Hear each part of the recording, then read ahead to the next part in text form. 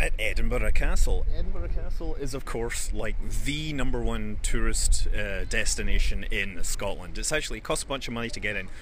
But the castle as a site, well, it has evidence of occupation going back to the 2nd century AD, but of course the landscape is what made it interesting, right? This is another volcanic plug. That means all that plug there is the middle of an ancient volcano from about 350 million years ago, right? Of course, volcano is way bigger. This was the lava in the middle, and it slowly hardened and created a really tough form of basalt called dolerite. And of course, in the intervening time, we've had glaciers coming, and they would be flowing this way out to sea. And of course, on the far side, it is a very steep slope because the glaciers would be running right up against it. But on this side, it is a smooth slope, which is of course filled with lots of very expensive shops and fancy pubs and things. But that's called the Royal Mile on that side. But this natural shape meant that it was very easy to defend. So of course, they established a fortress here. Around the 1300s, I believe, is when it really started getting going as Edinburgh Castle. Now, most of the castle in its current form really came from about the 16th century. It was besieged for 2 years, and much of the original construction was destroyed, but there are parts that remain that are older than that. And after the kind of unification of Scotland, when James, or the unification of Scotland and England, when James VI became James I of England, the castle really became a military base for many, many years. In World War II, actually, it was a prisoner of war camp. It was used as a prison for Luftwaffe pilots, believe it or not. It has a great history. It's now no longer a military base. It is a tourist destination still run by the military. And of course, leading off of it, you have the Royal Mile, where that is the centre of the festival, which we could talk on about for hours. But that is Edinburgh Castle. Awesome place. So one of the cool things I really like about Edinburgh is they have these absolutely minuscule side streets from hundreds of years ago. Yes, with poop on the ground that my wife's just pointing at, which I've definitely avoided. But yeah, look, Edinburgh is an ancient city built on multiple levels. It has changed over the years, and it's got nooks and crannies everywhere. So the main reason people come to Edinburgh in August is for the arts festivals.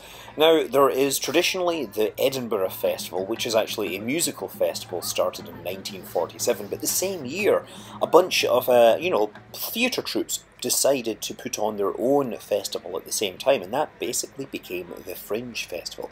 Now, the Fringe Festival has no rules. You can essentially put on whatever you like as long as you pay the fees. And you basically end up with hundreds of venues, thousands of performers, tens of thousands of performances, and something like 2 million ticket sales. It is the world's biggest arts festival, and it goes for over 3 weeks. We went to see an improv version of Quantum Leap. We saw live music, we saw folk music.